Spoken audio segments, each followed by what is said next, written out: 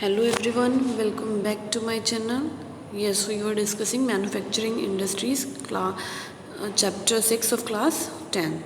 Yes, we have done the starting introduction, importance of manufacturing, contribution of national economy, ideal location for industries, classification of industries on different bases, agro-based industries that were textile, cotton textile, and why did Mahatma Gandhi lay emphasis on spinning yarn and weaving khadi?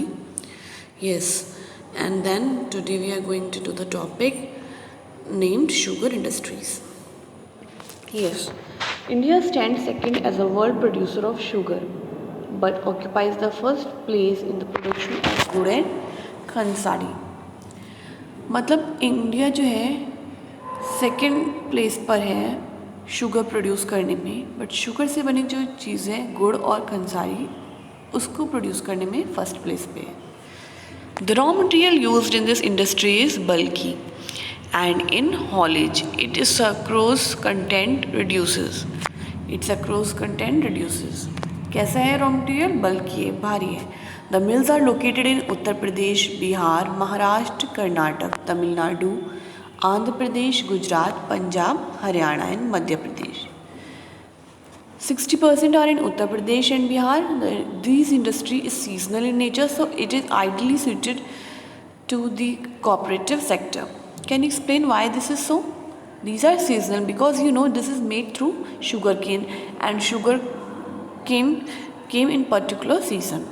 In recent years, there is a tendency for the mill to shift and concentrate on the southern and western state, especially in Maharashtra. This is because the cane produced here has a higher sucrose content. अब मिल जो है वो shift हो रही है, किधर ज़्यादा shift हो रही है? सदर्न और वेस्टर्न स्टेट में, महाराष्ट्र में स्पेशली, बिकॉज यहाँ पे जो केन प्रोड्यूस होता है, शुगर केन जो प्रोड्यूस होता है, उसमें सक्रोज कंटेंट ज़्यादा होता है, हायर होता है. The cooler climate also ensures a longer crushing season. More the cooperative are more successful in these states. Cooperation भी अच्छा है, क्लाइमेट भी कूलर है. Major challenge include the seasonal nature of the industry, old and inefficient methods of production, transport delay in reaching cane to factories, and the need to maximize the use of baggage. Okay, why there is a challenge? Because industry's nature is seasonal. ये वक्त जो है seasonal होगा, पूरे year नहीं run हो सकता ये प्रोडक्शन, और हमारे जो प्रोडक्शन मेथड है वो ओल्ड है और इनएफिशिएंट है, हमें वो भी चेंज करनी पड़ेगी. Now, mineral-based industry. Let's discuss about it. Industry that use mineral and metals as raw material are called mineral-based industry. Can you name some industry that would fall in this category? Obviously, from the name, it is very clear that it is made through mineral, or raw material used in these industries are mineral-based. Now, let's discuss the industries which are mineral-based. Iron and steel industry. The iron and steel industry is the basic industry since all the other industries heavy, medium and light.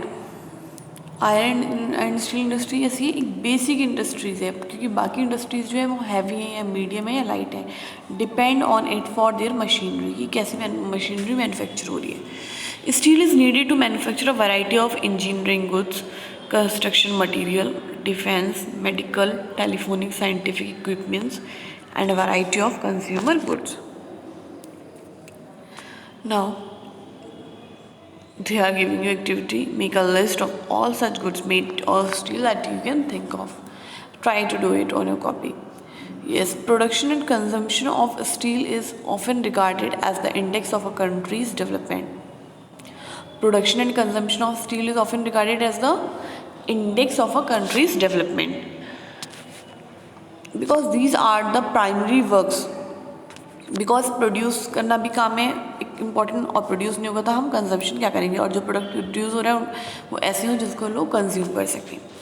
Iron and steel is a heavy industry because all the raw material as well as finish goods are heavy and bulky. Why these are called heavy industries? Because आपको पता है iron कितना भारी होता है, तो जो material बनेगा वो भी भारी होगा, और जो रॉ मटीरियल यूज होगा वो भी हैवी होगा. ओके, इंटेलिंग हैवी ट्रांसपोर्ट कॉस्ट, तो ट्रांसपोर्टेशन कॉस्ट भी ज़्यादा होगी. आयरन और कोकिंग ओल and limestone are required in the ratio of approximately 4:2:1. Some quantities of manganese are also required to harden the steel. Manganese भी चाहिए हमें कि स्टील को हार्ड कर सके. Where should the steel plant be ideally located? Remember that the finished products also need an efficient transport network for their distribution to the markets and consumer. Now हमें location देखनी है कि ideal कौन सी होगी steel industry के लिए, but हमें ये भी याद रखना है कि फिनिश प्रोडक्ट्स जो बनेंगे उनको भी एक ट्रांसपोर्ट नेटवर्क चाहिए, एक अच्छा ट्रांसपोर्ट नेटवर्क, क्योंकि उन्हें जो है अपना जो प्रोडक्ट्स है उसको भी क्या करना है, मार्केट तक पहुंचाना है. In 2018, with 106.5 million tons of crude steel production, 2018 में कितना प्रोडक्शन हुआ है, 106.5 million tons. India ranked second amongst the world crude steel producers. It is the largest producer of sponge iron. India की प्लेस क्या है, second. In 2018, per capita consumption of steel in the country was only around 70.9 kg per annum. Consumption कितना हुआ है, 70.9 kg per annum against the world average of 224.5 kg, और world में कितना हो रहा है, 224.5 kg. तो आप देख सकते हैं कितना कंट्रीब्यूशन है. His activity, total production of finished goods steel in India year, and these number figures you have given, which is taken from the Ministry of Steel, Government of Industry. Why is the per capita consumption of steel so low in India? तो आपको ये देखना है कि consumption जो steel का है वो इतना कम क्यों है. Collect information about product of steel plants in India. Many steel plants are smaller, have electric furnaces, use steel scrap and sponge iron. They have re-rollers that use steel ingots as well. The producer mild and alloy steel of given specification. Now let's check this process of manufacture of steel. They have given that how the steel is being manufactured.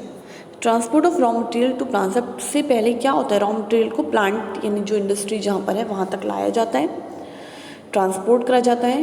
Then iron ore is melted, limestone is fluxing material which is added, slag is removed, coke is burn to heat the ore. ये सारी जो step है follow करे जाते हैं. Iron को melt करा जाता है, लाइमस्टोन एक फ्लक्सिंग मटेरियल है विच इज़ एडेड, जिसको ऐड करा जाता है, स्लैग को रिमूव करा जाता है, कोक को बर्न और हीट करा जाता है. Now molten material ports into mould called pigs. अब जो मतलब ये लिक्विड फॉर्म में आ जाता है, जब मेल्ट हो जाता है तो इसको मोल्ड जो होते हैं उसके अंदर पोर करा जाता है. And those moulds are called pigs. Shaping material steel making. Pig iron is further purified by melting the oxidising the impurities manganese, nickel, chromium are added. अब इसको फर्दर प्योरीफाई करा जाता है जब मोल्ड में हम पोर कर देते हैं by melting and oxidising the impurities की जो भी गंदगी है उसको मेल्ट या ऑक्सीडाइज करके निकाला जा सके. और उसके अंदर मैग्नीज, निकल, क्रोमियम को ऐड कर जाता है, मैग्नीज ऐड कर जाता है कि स्टील थोड़ा हार्ड हो जाए. Now the last step is shaping the metal, rolling, pressing, casting and forging. इन सब मेथड के ज़रिए आपको जो भी शेप चाहिए मेटल का, आप उसे वो शेप देते हैं और यहाँ पे आपका मैन्युफैक्चरिंग जो है कंप्लीट हो जाता है. I hope you understand this topic well. अगर कोई भी डाउट है आपको तो you are free to comment in the comment box and ask the question. Yes, there are some iron and steel plants are also given. You can check out these, that where these iron and steel plants are.